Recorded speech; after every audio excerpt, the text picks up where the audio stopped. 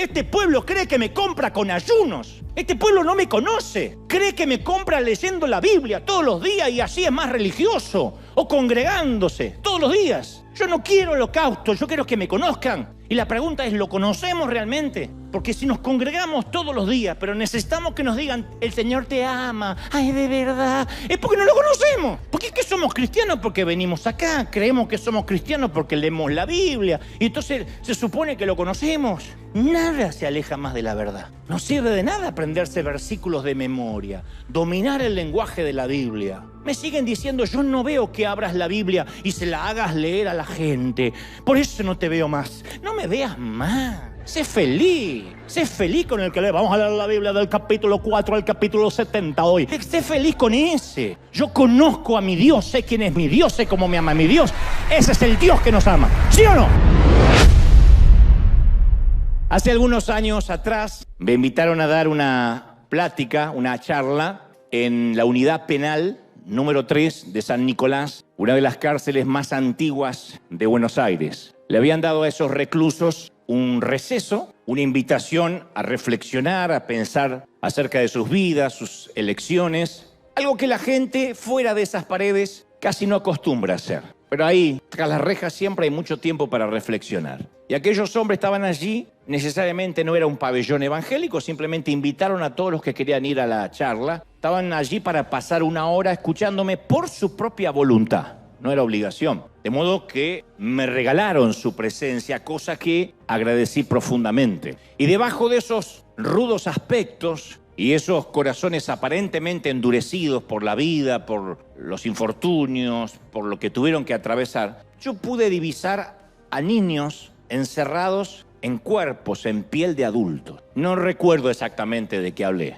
Mentiría si dije esto y lo otro. Probablemente, como me conozco, hablé acerca de las prisiones de mi propia vida y que a veces podemos estar encerrados sin estar necesariamente en una cárcel regular como esta gente. Y en aquel salón, mientras que hablaba, por cierto, yo era muy jovencito, mientras que hablaba, algunas almas heridas comenzaron a sollozar y los vi llorando como niños frente a mí. Ahí estaban monedas perdidas, ovejas perdidas, hijos perdidos. Pero no cualquier moneda, no cualquier oveja, no cualquier hijo. Yo sentía al Señor que susurraba, cuidado, cuidado. Estos son mis hijos, son mis ovejas, son mis monedas. Terminé la charla, algunos regresaron a sus celdas, pero un hombre de presumo unos 50 años, se quedó parado frente a mí y cuando lo saludé y lo abracé, yo sentí que se desencadenaba una carga que parecía reventar un dique, porque comenzó a llorar con la angustia de un niño. Ver un hombre de estos llorar así te conmueve, te estremece. Yo no logré comprender toda la miseria y toda la humanidad que se desbordó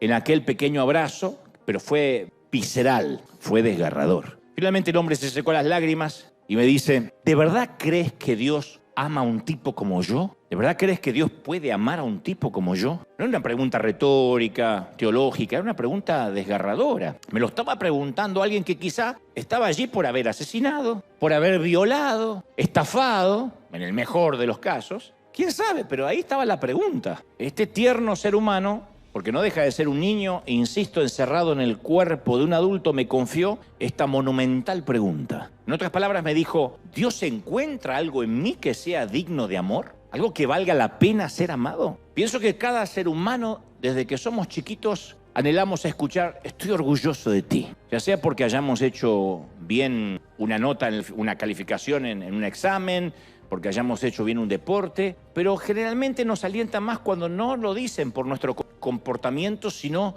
simplemente por existir. Cuando nos dicen, estoy orgulloso de ti. ¿Por qué? Porque existes. No hay nada que sane más el corazón de un niño cuando le dicen, estoy orgulloso de ti. Pero no por lo que has hecho, sino porque solamente estás, porque naciste. Yo siempre sostengo que las viejas heridas tienen una muy buena memoria, pero pésimas destrezas interpretativas. Porque si bien es cierto que el dolor mantiene los recuerdos frescos, también oculta a veces lo que realmente ocurrió. La mayoría de nosotros, dicen los psicólogos, no recordamos exactamente cosas de la niñez, son recuerdos de los recuerdos, lo que nos pareció vivir. La gran mayoría de las cosas son cosas que nos pareció vivir y las creemos como ciertas. No todo lo que recordamos como tal es así. Esto sucede cuando uno vuelve a la casa de su infancia y dice, ¿qué le pasó a ese tremendo árbol que yo me subía y hacía una casa arriba? Y papá nos dice, es ese árbol. No, este es un bonsái. Este es el hijo del árbol. No, siempre fue así el árbol.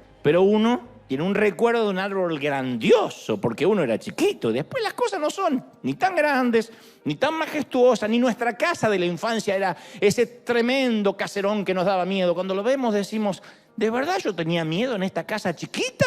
Porque uno cambia la percepción. Entonces, cuando somos niños, interpretamos incorrectamente a veces lo que sucede en nuestros hogares. Y llegamos a conclusiones equivocadas que las mantenemos incluso hasta la edad adulta. Por ejemplo, si el matrimonio de nuestros padres estaba en problemas, inevitablemente siendo niños personalizamos lo que ocurría. Decíamos, bueno, tal vez tenga que ver yo porque yo nací. Tal vez si ordenaba mi cuarto, mi papá se hubiese quedado en casa y no se hubiese buscado otra familia. Tal vez mamá se fue porque yo traje malas calificaciones y la harté. Tiene que haber sido mi culpa. Yo te conté en varias ocasiones que mi papá estaba decepcionado de mí. Al menos es lo que yo sentía de niño. Y era lo que yo creía. Nunca supe si mi papá estaba decepcionado o no. Porque jamás hemos tenido esa conversación y ya no la vamos a tener. Pero los niños que sufren abusos verbales o abusos físicos no pueden procesar que sus padres están equivocados. No procesan que ese que abusó es un monstruo.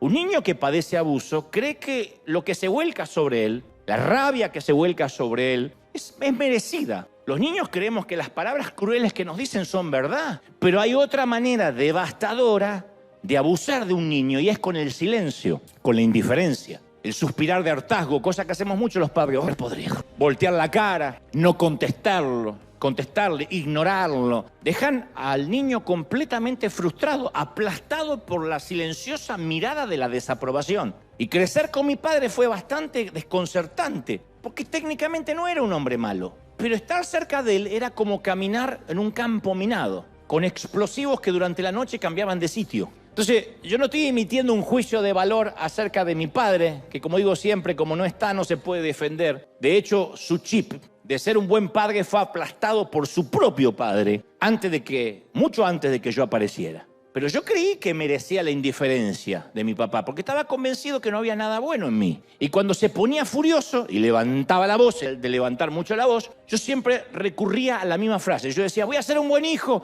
te prometo que voy a ser un buen hijo, te prometo que voy a ser un buen hijo. Y con el correr de los años comprendí que con cada repetición de voy a ser un buen hijo, estaba afirmando una creencia que me tomó décadas después de remover. Una simple y brutal declaración. Al decir, voy a ser un buen hijo, es que yo me consideraba un mal hijo. Y desafortunadamente, como dije el domingo pasado, hay gente que tristemente piensa que eso es el evangelio. Y lo que es aún peor, se difunde a través de tras los púlpitos durante años. Hay buenos hijos de Dios y hay malos hijos de Dios. Lo que es peor, hay hijos de Dios y hay hijos del diablo. Yo nunca recibí tantos ataques evangélicos como durante esta semana después del mensaje del domingo pasado. En aquel mensaje, Homero no es un hijo de Dios y otras legendarias mentiras evangélicas. Me liquidaron, me escribieron cartas, me escribieron estudios bíblicos. Estás haciendo perder a la gente. ¿Un enojo?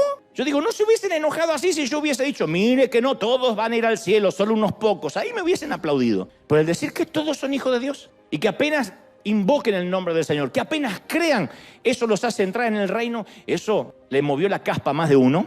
Los que son pelones no sé qué se rascaron, pero se rascaron la cabeza. Se enojaron terriblemente. En fin, yo no sabía que mi padre en el fondo sufría de depresión. Lo entendí después de muchos años. Pero recuerdo que alguna vez, cuando yo tenía 5 años, él tomó un arma que guardaba por alguna razón, por temas de seguridad, en el cajoncito de la mesa de luz. Y mientras lloraba a gritos decidió que iba a quitarse la vida. Se encerró en su galpón, en su carpintería que estaba al fondo del patio. Y mi madre me dijo que me encerrara en el baño hasta que todo aquello pasara, porque yo no tenía que ver a mi papá en esa condición. Pero de igual modo la curiosidad mató al gato, dicen por ahí. Yo me asomé y cuando él pasó muy borracho, me dijo, tu madre se está muriendo por tu culpa. El cáncer se había instalado en casa, mamá tenía los días contados. Y todo decía que si ella no hubiese quedado embarazada a la edad en la que quedó, el cáncer no se hubiese despertado. Por lo menos era la creencia médica de aquel entonces. Hoy el diagnóstico quizá hubiese sido diferente. Pero mi padre me dice, se enfermó por haberte parido. Y cuando me miró a los ojos, yo no vi otra cosa que odio. Está bien, estaba ebrio el hombre, pero un chico de 5 años, ebrio, no ebrio, sobrio, entiende una sola cosa. Yo amaba a mi papá y en mi mente de niño pensé que no podía él estar equivocado. Es tu papá el que te dice que eres hermosa o que eres un campeón. Es tu papá el que te lleva sobre sus hombros. Es tu papá quien se pelea con los monstruos debajo de la cama. Es tu papá quien te dice que vales mucho y que no debes conformarte con el primer tipo que te diga que eres hermosa o bonita. Pero ese día, ese papá, que aunque no me decía muchas cosas positivas, que siempre me trataba con indiferencia, confirmó lo que yo suponía y yo pensé que realmente había algo terrible en mí. Y decidí que nunca más iba a permitir que alguien se acercara lo suficiente para que vea lo mismo que mi papá había visto. Claro, no fue una decisión explícita, articulada de esta forma, porque yo tenía 5 años. Pero me di cuenta que ese fue el día en que yo me retrotraje. Ese fue el día en que mi personalidad dio un giro de 180 grados y dejé de hablar, dejé de comunicarme, dejé de expresarme, me guardé para adentro, pasé a ser un nene introspectivo. No sé si yo nací así o ese fue el momento en que me marcó. Un clic, un crack. Yo pensé, no quiero que nadie se dé cuenta que yo nací fallado, ni las maestras, ni los compañeros, ni los amigos. Y esa mortal estrategia afectó mi relación con Dios. Porque yo decidí, ya cuando tenía más uso de razón y fui creciendo, que iba a ser el perfecto hombre cristiano para que Dios nunca viera en mí nada que dejara de amarme. Para que Dios nunca me dijera lo que ahora me había dicho mi papá. Yo no iba a soportar esa misma mirada, pero en los ojos de Dios. Y esa es una senda que muchos siguen recorriendo hasta la fecha, hoy en día. Entonces yo veo a mucha gente que lucha con una imagen distorsionada de sí mismos, una imagen más distorsionada aún de Dios, por sucesos del pasado. Por eso hay gente que dice, no, Dios no tiene que hacer sanidad interior porque todas las cosas son hechas nuevas en Él. Sí, se olvida del pecado, para Él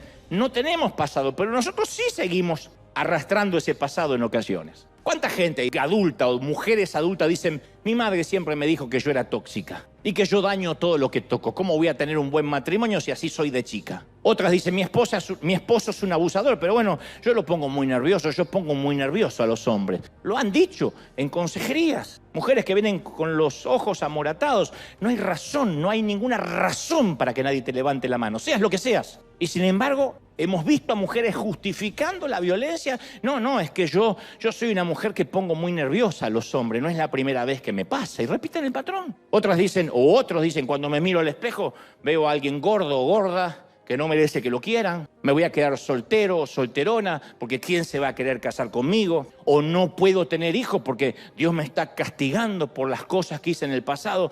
Y el tema siempre es el mismo. ¿Qué hay de malo conmigo? Por eso digo, las viejas heridas siempre tienen buena memoria, pero tienen pésimas destrezas interpretativas. Y lo que es peor, distorsiona nuestra idea del amor de Dios. Nos cuesta entender que Dios nos ama. Esa es la principal cadena que yo me he encontrado transmitiendo por streaming a todo el mundo. Hace un tiempo yo veía, cadena mental digo, ¿no? Hace un tiempo yo veía el documental de un corderito con su cabeza inclinada y supuse que tenía el cuello lastimado. Y luego en el documental explicaban, con un poco más de investigación, que los corderitos que andan con el cuellito así no es que tienen el cuello lastimado o alguna herida física. Dicen que a veces el espíritu del corderito es el que fue quebrantado por algo, no han descubierto todavía los expertos por qué. Pero a veces se le quebranta el espíritu. A eso se les llama corderos inútiles o corderos rotos. Andan con el cuello así y no lo pueden levantar más, no le pierden las ganas de comer, se deprimen. No sé por qué, porque alguna corderita no lo habrá correspondido. No tengo la menor idea. Estoy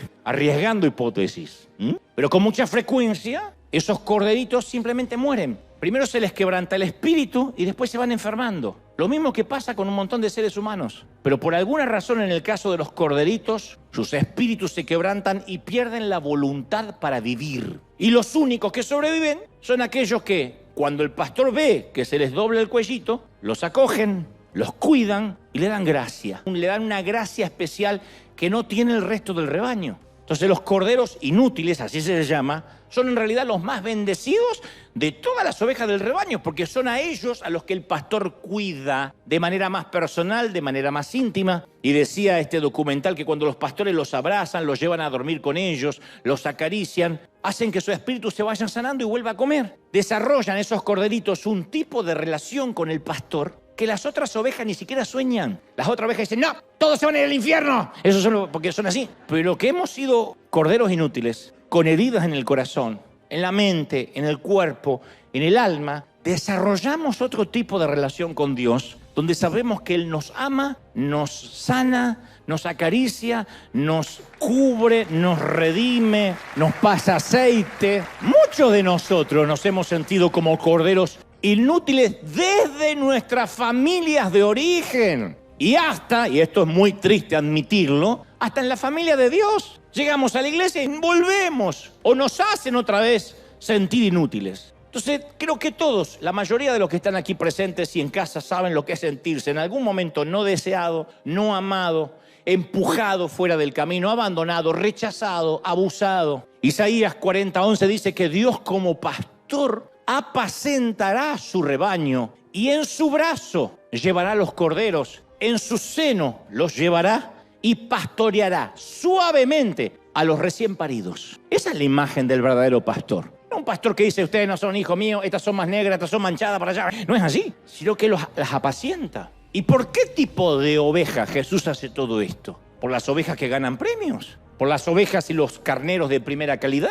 ¿La oveja con la lana más mullida? ¿Las patas más fuertes? No, si un pastor común de ovejas de campo lo hace por los corderitos rotos, es una imagen, una figura de lo que Dios hace. Él nos ama tal como somos justo ahora, con todas las decisiones que hemos tomado, las buenas como las malas. Nos ama en los mejores días y en los peores días. Nunca te olvides esto, Dios te ama en tus peores días. En el peor día, en el día que no te quieres ni levantar de la cama y tienes un aliento a zombie que mata a una multitud. Ese día Dios te ama. Con todos los secretos profundos y oscuros que guardamos a veces, que a su tiempo tendremos que poner a luz a la presencia del Señor, los que tratamos de ocultar. Pero solemos pensar que Dios tiene una inclinación a amar a aquellos que lo ponen más orgulloso por el comportamiento. Decimos, bueno, sí, no me voy a comparar yo con, qué sé yo, con fulanito de tal, con la pastora y la profeta tal.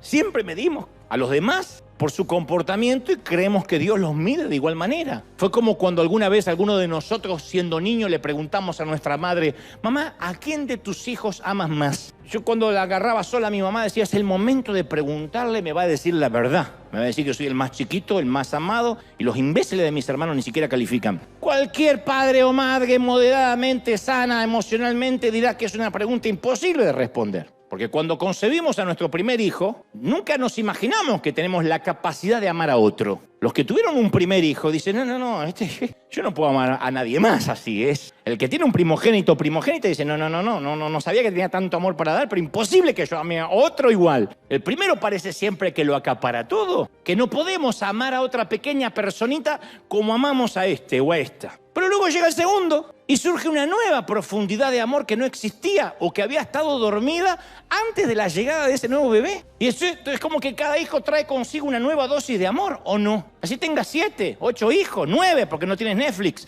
Cada hijo trae una nueva dosis de amor. No puedes decir, no, pero no se compara al primero. El segundo lo amé un poco menos. Y el tercero, y menos. Y el cuarto, y me agarró sin ganas. No, es el mismo amor. Lo habrás hecho sin ganas, pero lo amas. Entonces cuando yo digo, ¿cómo te ama el Señor? Lo he dicho desde la pandemia. Para muchos fue un bálsamo que sanó las profundidades del alma. Me han dicho, por favor, no deje de decir esa frase. Creyentes de años, haciéndome la misma pregunta que me hizo aquel recluso. ¿Hay algo en mí digno de amar? Hay un periodista, amigo, que no cree, pobrecito, ni en la luz eléctrica, ateo. Pero me dice, estaba pasando la peor crisis de mi vida, me estaba separando. Estaba viviendo uno de los peores divorcios que he tenido, porque él tuvo varias parejas. Y si cuando yo salía de mi trabajo me quedaba en la radio escuchándome tus reflexiones para al final decir Dios te bendiga. Siempre te despedías con un Dios te bendiga. Yo tenía un espacio en Radio Vorterix en Buenos Aires, también durante la pandemia, y otro espacio en CNN. Y al final yo decía siempre Dios te bendiga. Y él esperaba esa frase. Dice, esa frase me daba fuerza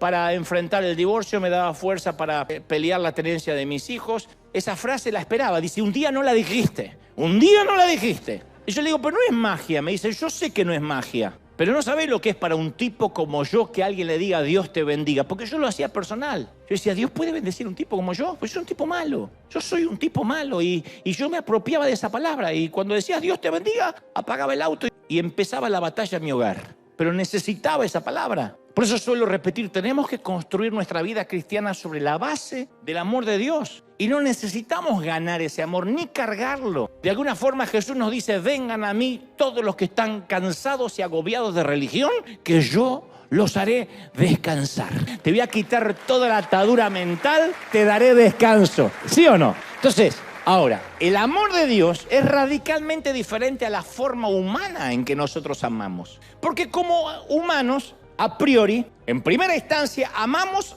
a una persona que nos parece atractiva físicamente, en su forma de ser, feo pero divertido, lindo pero le voy a poner algo de cerebro y vas a ver que va a resultar algo bueno, o linda, etcétera, ¿no? Entonces nos sentimos atraídos por ciertas cualidades que nos parecen agradables. Cuando amamos, en primera instancia somos atraídos, ergo, por lo bueno que percibimos en el otro. Sentimos amor por alguien por lo que vemos. En primera instancia, y me gusta, y se ve bien, se ve linda, huele rico, qué sé yo. Ahora, a diferencia de nosotros, el Padre ama a aquellos que son indignos de ser amados apenas uno los ve. El Señor no nos ama según nuestros méritos, porque si ese fuera el caso estaríamos fregados. Lo hace porque Él es amor, esa es su esencia. Por eso podemos afirmar con convicción teológica, Él nos ama como somos y no como deberíamos ser. Nos ama como somos ahora, como somos. ¿Alguien lo cree, sí o no? Tal cual. Ahora, ¿podemos decir con absoluta convicción lo que el apóstol Juan escribe en su primera carta? He conocido y creído el amor de Dios que tiene para conmigo. Él se consideraba el discípulo amado. Él no decía, soy el escritor del Apocalipsis, soy, qué sé yo, uno de los 3 preferidos. Él decía, yo soy el amado. Yo después de tantos años te conté lo de mi papá, te conté lo que viví de chiquito, pero no para dar lástima. Yo después de muchos años puedo decir con convicción que le caigo bien a Dios, que sonríe al verme. Es más, que me ama con locura. Yo creo que Dios dice, estoy convencido de eso, que me ama con locura, que cada vez que yo voy a orar, Él se sonríe, cada vez que me ve se sonríe. Por eso no te pregunto si te ama porque teológicamente y escrituralmente está obligado a hacerlo.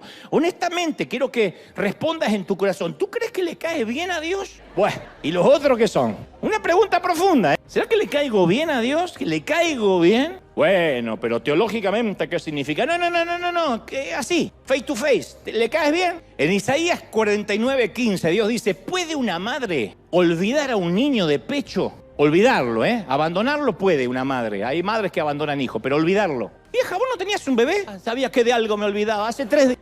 ¿Puede olvidar? A menos que tenga un problema mental, psicológico, si no, se olvida. ¿Puede dejar de amar al hijo que ha dado a luz? Aun cuando ella se olvidara, yo no te olvidaré, dice el Señor. Yo nunca te puedo olvidar. No es que Dios dice, te equivocas y te olvido. Pecas y te olvido. Te metes en lío y te olvido. Está bien, tal vez seamos casi desechables, pero somos amados. Y Él dice, no te voy a olvidar. Y no podemos ser amados sin ser cambiados. Y acá se pone buena la cosa, porque cuando experimentamos amor desarrollamos belleza. Esto es verdad a nivel físico. Los psicólogos dicen que cuando alguien está enamorado, aumenta los latidos del corazón, bombea más sangre. Entonces la cara brilla más, las ojeras y la panza desaparecen. O por lo menos algunos la meten así para adentro. El estar enamorados hace que el cerebro segregue dopamina, serotonina, que son 2 tipos de transmisores a todo el cuerpo. La dopamina nos produce placer y euforia, y la serotonina nos hace sentir felicidad.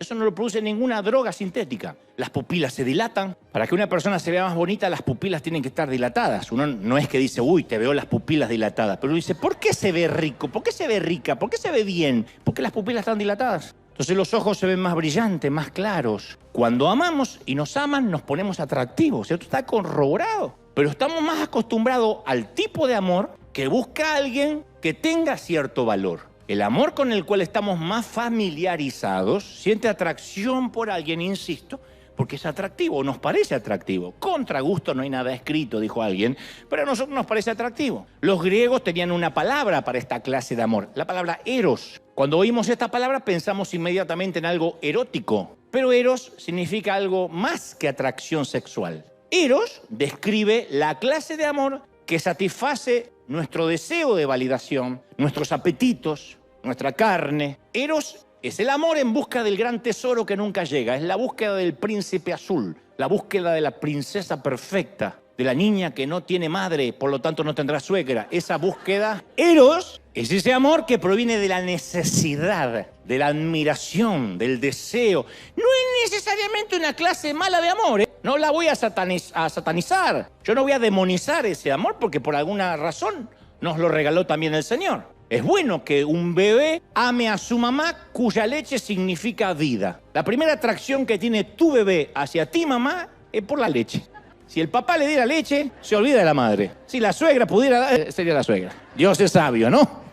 Es bueno que un enamorado se ponga feliz por la belleza del ser amado. Pero qué linda que es, pero qué bello que es. Pero Eros termina siendo un amor demasiado precario sobre el cual edificar una vida. En algún momento el bebé ya no va a necesitar más la leche materna. En algún momento la belleza de tu amada o tu amado va a dejar de ser una belleza, o en su defecto te vas a acostumbrar. Yo sé que algunas dirían, yo jamás me acostumbraría a Brad Pitt. Sí, dirías otra vez lo mismo. Entonces, viviremos, si nuestra vida está basada en ese amor precario, vamos a vivir intentando probar que somos buenos, que somos lindos, inteligentes, espirituales para merecer ser amados. Y eso es correr en una ruedita del hámster. Eso agota. No, necesitamos un amor más resistente que el de Eros. Entonces existe un tipo de amor que crea valor en lo que se ama. No que se busca valor en el amado. Crea valor a partir de amar. Un amor que de ser desechables nos convierte en tesoros invaluables. Un amor que no resiste análisis del sentido común. Por eso tanto les cuesta entender la gracia. Entienden las penitencias, entienden que Dios manda gente al infierno, les encanta decir que Dios separa las cabritas de las ovejas y que hay hijos del diablo. Eso lo entienden. El amor incondicional y extravagante no lo entienden. Pablo lo expresó así en Romanos 5:6. Él dijo, a la verdad, éramos incapaces de salvarnos. Y en el tiempo señalado, dice el apóstol, Cristo murió por los malvados. Difícilmente habrá quien muera por un justo. Muy difícil que alguien quiera morir por un justo. Tal vez se atreva a morir por una persona buena. Puede que haya alguien que diga, está bien, antes que toques mis hijos, mátame a mí. Puede que una mamá, un papá haga eso. Haríamos eso, tomaríamos el lugar si estuvieran en peligro. Pero Dios demuestra su amor, dice Pablo, por nosotros en esto. Que cuando todavía éramos pecadores, Cristo nos amó y murió por nosotros cuando no lo merecíamos. Hace falta manzanitas para entender esto. Murió por nosotros cuando éramos desechables. Y los escritores de la Biblia no quisieron usar la palabra eros para describir esa clase de amor. Usaron por primera vez la palabra ágape. Existen dos mandamientos que no se pueden separar. Jesús dijo, ama al Señor tu Dios con todo tu corazón, con tu ser, con tu mente. Y el otro mandamiento, ama a tu prójimo como te amas a ti. Si amamos a Dios, amamos a todos sus hijos. A todos, no a algunos, a todos. Si tomamos en serio amar a Dios, debemos empezar por las personas. Todas. Repitan conmigo para que se grabe. Todas. Así me siguen diciendo cositas en la semana. Y especialmente amar a aquellos que el mundo desecha. Especialmente a esos. Entonces la capacidad, escucha, para asignarle valor a las personas es uno de los dones más maravillosos y escasos en todo el mundo. Una vez te conté, perdonen que soy repetitivo con las historias, pero bueno, siempre hay gente que es vuelta a bendecir con esto. Aún me incluyo. Cuando decidimos comprar esta arena, el banco llegó a la conclusión, esto solo pasa en esta parte del mundo, que para asegurarse que iban a cobrar la deuda, yo debía mantenerme con vida. Yo sé que los bancos de otras partes del mundo no plantean estas cosas. Acá sí, yo pregunté 2, 3 veces si estaba entendiendo bien. Vinieron y concluyeron que si yo me moría, quizás River no iba a tener los mismos ingresos que estando yo con vida, y eso haría que ellos no cobraran la deuda. Era un riesgo que no querían correr. Ok, le vendemos la arena a 7 años, pero si este tipo se muere antes de los 7 años, ¿a quién le cobramos? Bueno, va a quedar River. No, pero estuvimos investigando que si él se muere, capaz que no nos pagan. Es un sentimiento extraño cuando quieren asegurarse que van a seguir cobrando si caes muerto de manera repentina. Es como que es raro. Uno tiene que prometerle, les prometo que voy a vivir, le prometo que no sé. ¿Cómo se resuelve? El banco decidió obligarme a asignarme un seguro de vida, pues no cualquiera lo tenían que asignar ellos. Así que dice, vamos a estudiar la vida de este caballero durante algunas semanas. Me hicieron cientos de preguntas, entre las que estaban si solía viajar a países de riesgo. Riesgos constitucionales, riesgo de inseguridad, riesgo de crisis humanitaria, riesgo de secuestros. O sea, todos nuestros países de México para abajo, todos. Mi segundo nombre es riesgo, dije. Le dije, ¿y a qué consideran ustedes países exentos de riesgos seguros? para que la póliza sea más barata. Bueno, me dijeron, no, la póliza es accesible si usted frecuenta Islandia, Dinamarca, Andorra, Nueva Zelanda, Suiza, Austria, Luxemburgo, Finlandia, Noruega.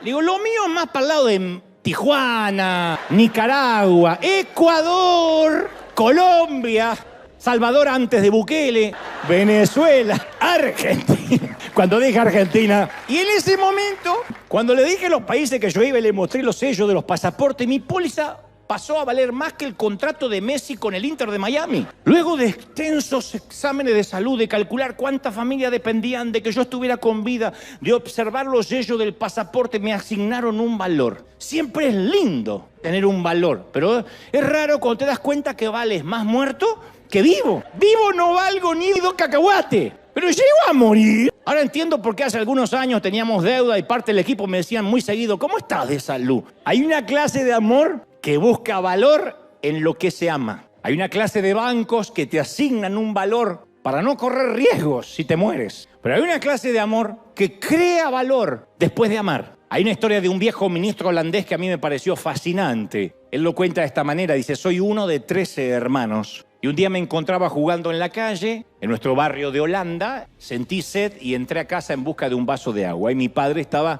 platicando con un vecino sentado a la mesa de la cocina. Mi padre no se dio cuenta que yo había entrado y el vecino le preguntó, ¿tienes 13 hijos? ¿Tienes algún favorito, alguno que ames más que los demás o que te enorgullezca más que los demás? Y dice él, yo me quedé quieto ahí con la esperanza de que sea yo, que es lo que todos los hijos hacemos. Y mi padre responde inmediatamente y dice, por supuesto, hay uno que amo más que el resto. María, tiene 12 años. Pobrecita, acaban de ponerle aparatos en los dientes y se siente tan avergonzada que no quiere salir de la casa. Oh, no, pero me preguntaste por mi favorito, ¿no? ¿Por quién amo más? Pedro, de 29 años. Se acaba de divorciar, está tan triste, tan solitario, no sé qué hacer para quitarle esa tristeza. Pero al que amo más que todos es el pequeño Miguel. Porque no tiene sentido de la coordinación, pobrecito. Es malísimo con todos los deportes que prueba. No sirve para ningún deporte, pobre, y lo vemos que se frustra tanto y siente tanto bullying en la escuela. Ah, pero por supuesto, la niña de mis ojos es Susana. Tiene 24 años, vive sola y está lidiando con un problema de alcohol y ella cree que yo no me doy cuenta. Pero ahora que lo pienso,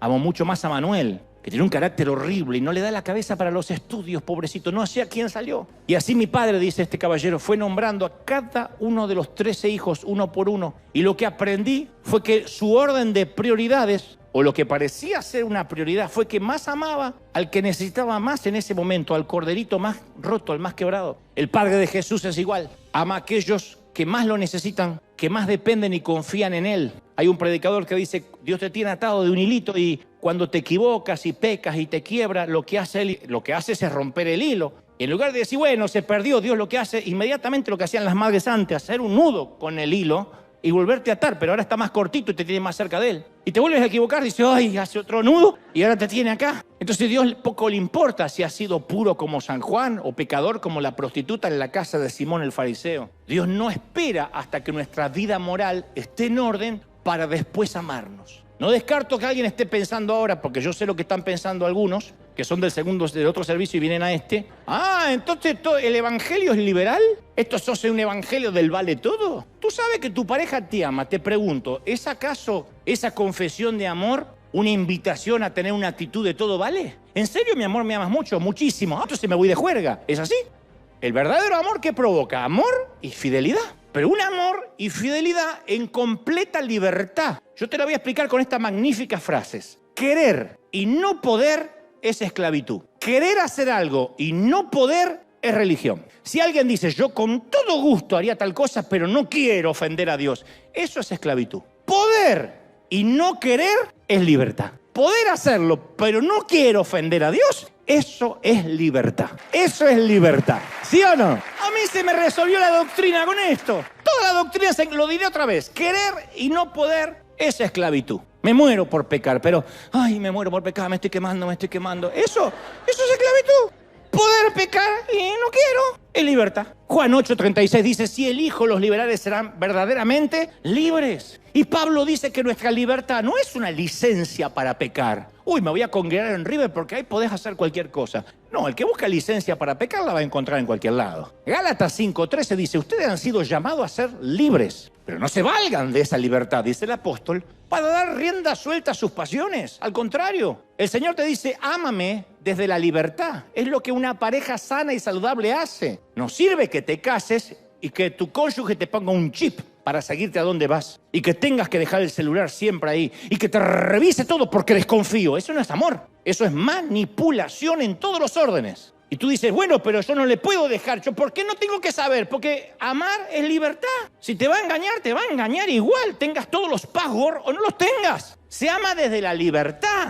Yo predico para que seamos libres. Transmito esa libertad que el Padre me da a mí. Y después que cada uno haga lo que quiera con su libertad. El Señor los hizo libres en el huerto del Edén. No quería tener robots. No quería tener ángeles que están obligados a servirle. Él dijo, le voy a regalar el libre albedrío, hagamos al hombre a nuestra imagen. Y les puso un árbol que muchas veces dijimos, ¿para qué cuerno se lo puso? Para que sean libres. Y cuando uno es libre, nuestra sangre noble nos obliga a cambiar. No porque nos obligan, porque queremos. Ya no hay necesidad de ley. Un niño no necesita que le enseñen a amar a su mamá. Ser libres de la ley también significa ser libres del pecado. Cuando somos libres, no violamos una regla, desgarramos el corazón de Dios. Cuando uno es esclavo, sale de la sana doctrina. Cuando uno es libre, viola una relación y traiciona una confianza, en el caso de pecar. ¿Me explico? Me miran medio raro, ¿me estoy explicando bien? Cuando uno es esclavo de la doctrina, de la religión, uno simplemente desobedece. ¿Cuánto me corresponde de penitencia por desobedecer? Cuando uno es libre, cuando uno ya no es esclavo de la religión, deshonra a un amigo íntimo. Eso duele más. De allí que uno puede, pero ya no quiere.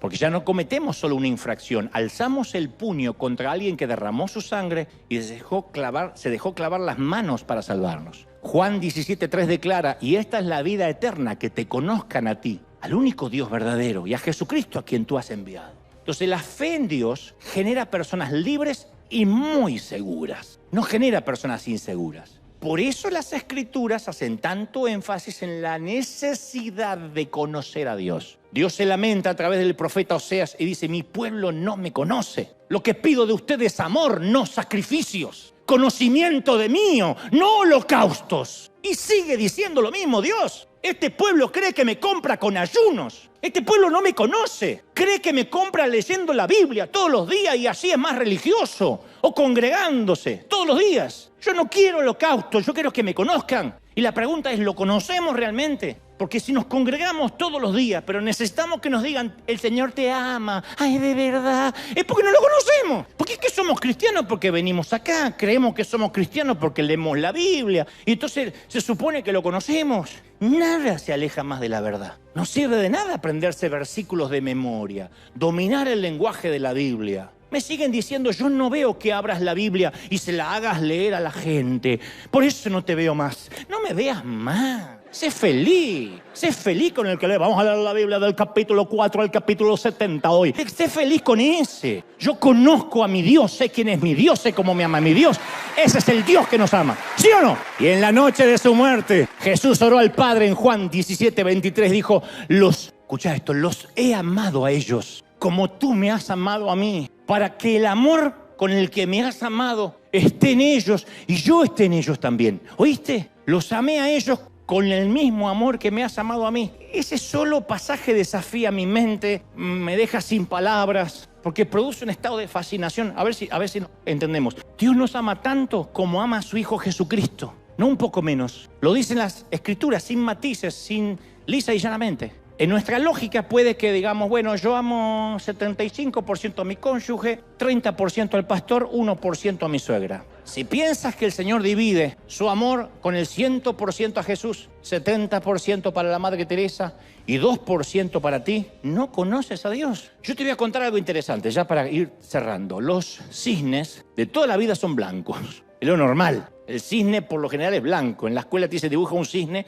y lo haces blanco. Lo sabemos porque es el único color de cisne que hemos visto. Y esta era la creencia de Occidente hasta que en 1697 un explorador holandés descubre, navegando por los mares de Australia, un cisne negro. Que había cisnes negros. Un suceso inesperado que sorprendió a toda la comunidad ornitológica. Había cisnes negros. Pero él puso el foco en algo sencillo. La inexistencia de pruebas respecto a un hecho no es en sí misma una prueba de su inexistencia. Por ejemplo, El que no hayamos visto nunca un extraterrestre no significa necesariamente que no existan. No estoy diciendo que existen o que no, pero yo no vi ninguno, pero no significa que no existen. Hay miles, millones de cosas de las galaxias que no hemos visto. Y eso no los hace inexistentes. Inspirándose en este evento ornitológico, un filósofo y economista llamado Nassim Taleb publicó en 2007 su libro El cisne negro, la teoría del cisne negro y su impacto en lo improbable. Y según Taleb, dice que un cisne negro es un acontecimiento o un suceso que nadie esperaba,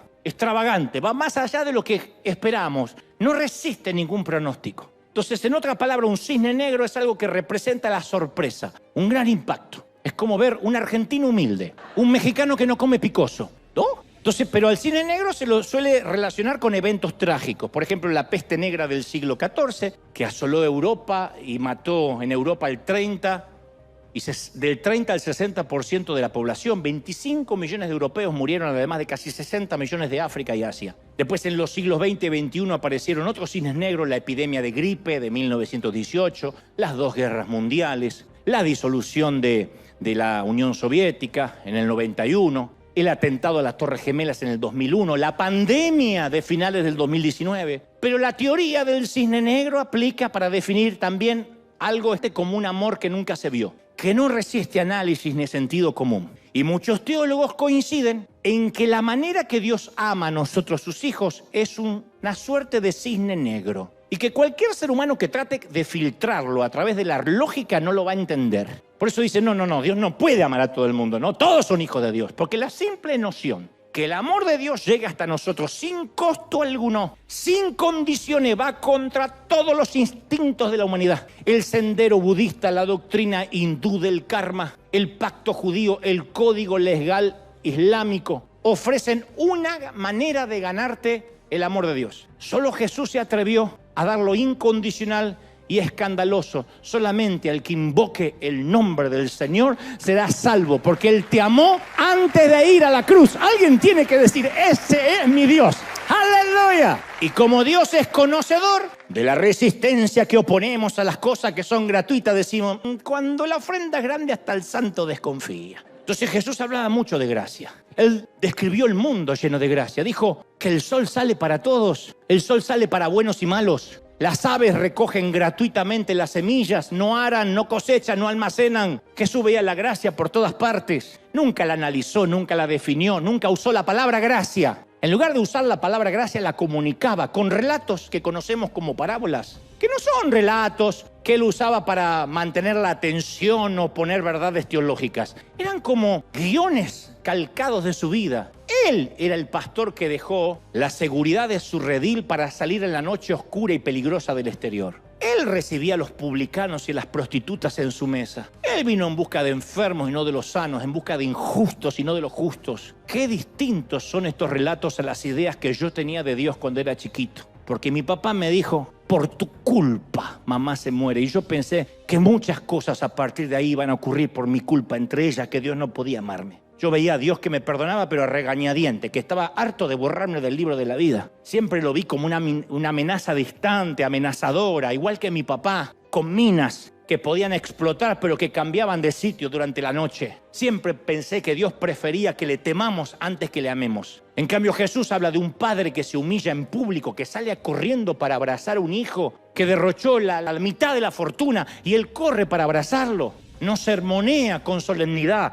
Espero, hijo, que hayas aprendido la lección. Habla de un júbilo, de la alegría. Este hijo estaba muerto y ahora revivió. Estaba perdido y lo encontré. Y después palabras de gozo. Hagamos una fiesta que mi hijo ha vuelto. Entonces los brazos de Dios siempre están extendidos. Somos nosotros los que nos apartamos de Él. Pero ¿cómo nos cuesta horrores entenderlo? El amor de Dios es ese cisne negro de la historia. Un ama de casa dando gritos de júbilo porque encontró una moneda. Yo cuando veo un ama de casa diciendo ¡ay, encontré la moneda! No es la imagen que me viene de Dios cuando pienso en Él. Sin embargo, esta es la imagen en que insistió Jesús. Mi papá es como la señora que encuentra la moneda. El relato del hijo pródigo aparece en un conjunto de 3 relatos. La oveja perdida, la moneda perdida y el hijo perdido. Y todos tienen la misma idea. Todos subrayan la sensación de la pérdida, la emoción del encuentro y la fiesta después por haberlo encontrado. Jesús vino para demostrar que es un Dios santo, que recibe las peticiones de una viuda con 2 blancas, de un centurión romano, de un miserable publicano, de un ladrón en la cruz que clama a último momento. Hace tiempo una mujer divorciada me contó que en cierta iglesia,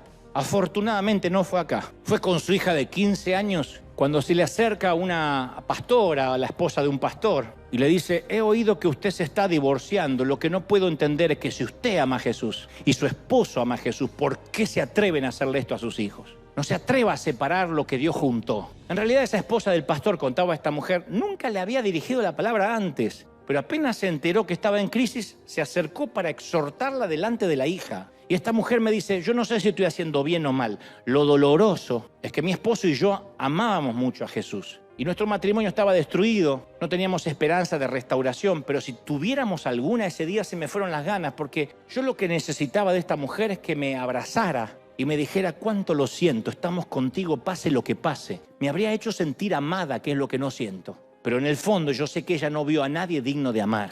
Entonces yo digo: ¿dónde sacamos esa idea? ¿Por qué creemos que Dios nos amó porque fuimos dignos? O que está bien, éramos indignos, nos amó, pero ahora tengo que ser digno para ganarme ese amor. Yo cuento siempre esa escena de la película Tallo de Hierro. La comenté en varias ocasiones, interpretadas por Jack Nicholson y Meryl Streep, que salen de una taberna y se encuentran con una anciana ebria tirada en la nieve y discuten qué hacer con ella. Nicholson pregunta, el personaje de Nicholson: ¿está borracha o es una indigente? Y ella responde, el personaje de Meryl Streep dice: es una indigente, lo fue toda la vida, la conozco. Bueno, quizás haya sido una prostituta en Alaska, dice él. Claro, pero no creo que nació prostituta ni lo fue toda la vida, dice ella. Bueno, no sé, alguna vez fue una niña, digo, fue la hija de alguien, ¿no? Bueno, una niña, eso ya es algo, dice ella. Entonces ella no es solo una indigente, ni tampoco solo una prostituta. Es una niña, o al menos alguna vez lo fue. Eso es algo. Vamos a llevarla adentro. Ambos estaban viendo a aquella mujer esquimal a través del cristal de la gracia. La sociedad ve una indigente. La religión ve una prostituta. Los jóvenes ven una vieja. La gracia ve una niña.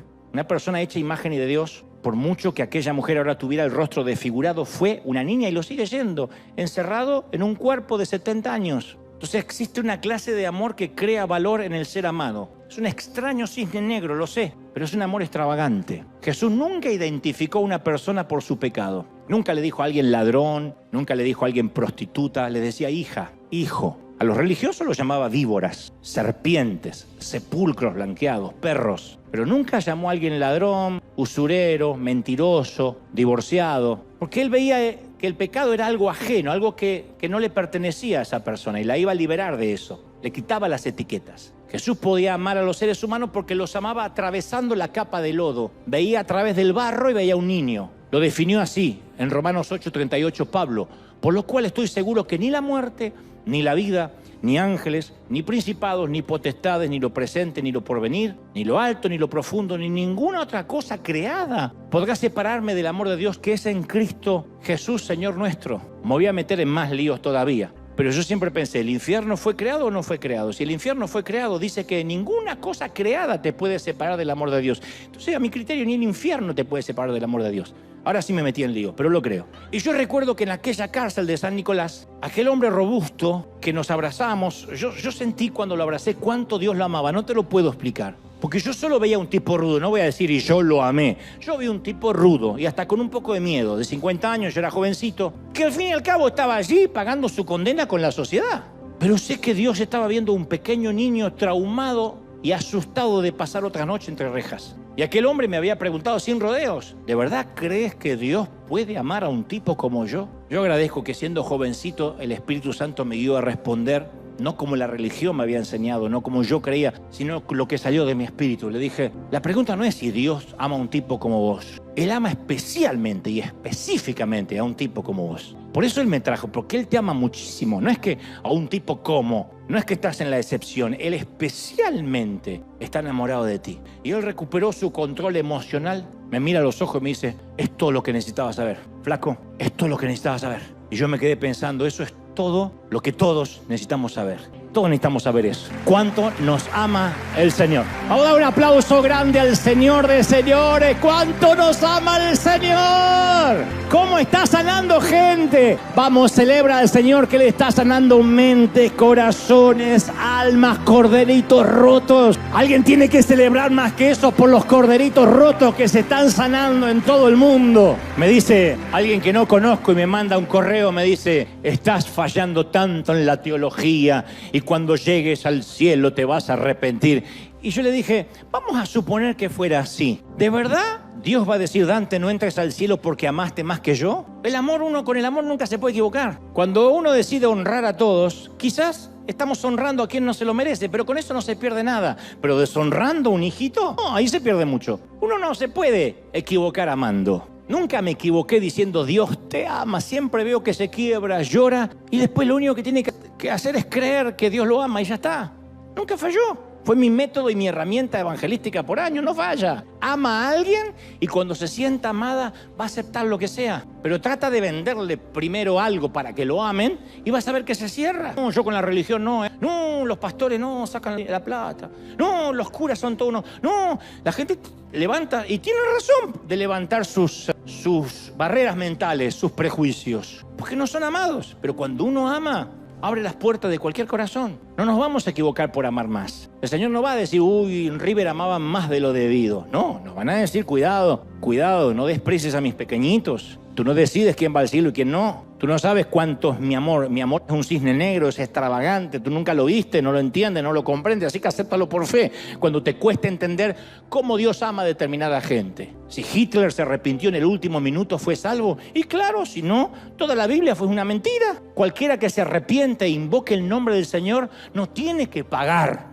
Si no, el ladrón de la cruz, ¿cómo que se fue al paraíso? ¿Quién sabe cuánto robó? ¿A cuántos violó? ¿A cuántos mató? ¿O pensamos que era un pecadito así nomás y por eso el Señor dijo, te llevo? Aquel que se arrepienta, aquel que invoque el nombre del Señor, es un hijo de Dios potencial, siempre lo fue. Solamente que el creerlo hace que se produzca esa simbiosis maravillosa, esa adopción de la que habla el apóstol Pablo. Eso de decir, Abba Padre, y empezamos a decir, siempre fuiste mi papá. Pero no somos el huérfano que adoptó por lástima. Te ama el Señor. Y si todavía aquel caballero de la cárcel de San Nicolás, supongo que quizás ya está libre, está en alguna parte del mundo y recuerda aquel encuentro, habrá sabido que Dios siempre te amó. Cuando estabas en la cárcel y ahora que estás libre. Cuando cometías el delito y cuando te arrepentiste. Dios te ama en los días malos y en los días buenos. Te ama tal como eres. Y ese amor merece correspondencia. Vamos a corresponderle a Dios. ¿Cuánto lo creen y lo reciben? Díganme. Amén, amén. ¡Aleluya! Levanta tus manos al cielo conmigo. Padre, gracias por esta mañana, tarde, noche, en cualquier parte del mundo. Levanta las manos, querido River. He transmitido lo que creo Dios puso en mi corazón estos días, estos domingos. He sentido el corazón del Señor diciendo, son mis hijitos. No te lo puedo explicar, pero los he visto a muchachos drogándose en las esquinas. Y hace unos años decía, qué perdidos, hijos de Satanás. Ahora siento al Señor diciendo, son mis pequeños. ¿Quién irá por ellos? Son mis hijos, son los hijos pródigos, son los que se revuelcan en los chiqueros de la vida y el Padre saldrá corriendo a abrazarlos tan pronto ellas digan, oh, tengo un padre, tengo los obreros de mi padre comen mejor que yo. Apenas alguien reconozca que Dios lo ama, así se trata, de eso se trata. Y luego no hay doctrina, luego no hay doctrina que cuidar, es una mentira. El amor hace que cuides tu santidad. El amor, lo que no provenga del amor es ley. Y la ley siempre se obedece. La ley siempre está para quebrarse. Pero cuando amas, eres fiel porque amas. Cuando amas, no necesitas un pastor que te diga, ni la iglesia cuadrangular, ni la asamblea de Dios, ni los de la super ultra mega santidad de Oberá Misiones. No necesitas que nadie te diga nada. Cuando amas, sabes qué agrada a tu Padre y qué no. Y hasta vas a orar por amor y no por disciplina. Y te entregas a Él cada día. Señor, me has amado tanto. Ayúdame a no traicionarte. Y ahí está el Espíritu Santo que dice, cuando no podáis hacer algo, pide ayuda. Él intercederá por ti. Él va a gemir con gemidos indecibles y va a orar lo que no sabes orar.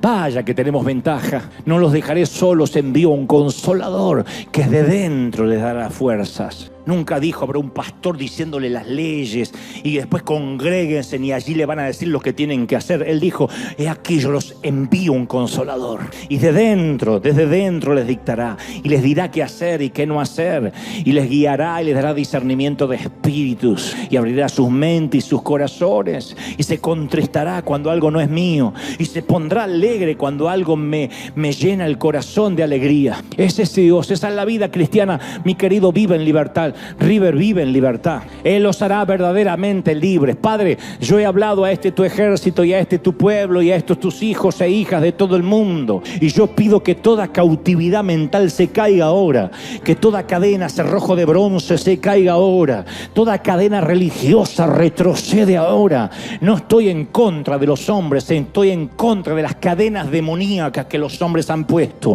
Libéralos, Señor. Quita toda esclavitud de la mente. Ahora yo te pregunto lo que te pregunté durante el mensaje, mi querido. ¿Realmente crees que le caes bien a Dios? Si crees que le caes bien a Dios, levanta las manos y dile, Señor, te amo. Vas a ver cómo suena diferente. Es tan diferente cuando te sientes indigno, sucio, pecador, a cuando dices, Señor, yo sé que te caigo bien, yo sé que me amas. Eso es otro nivel de adoración. Ese es otro nivel de adoración. Ya no estás en la otra línea del pecador, estás en la línea del salvado.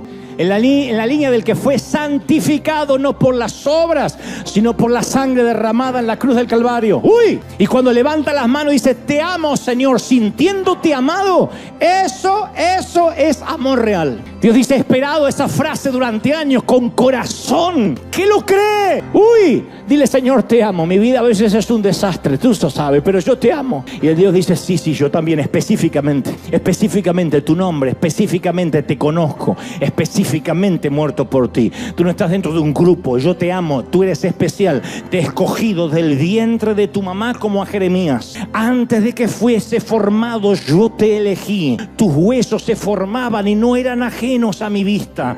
Yo soy el que decidió que nacieras en esta generación, en estos años, durante esta etapa de la vida. ¡Uy! Levanta las manos y adora. Miren cómo la adoración cambia. Miren cómo es una adoración genuina. Cómo no hay impedimento. ¡Impresionante! Más.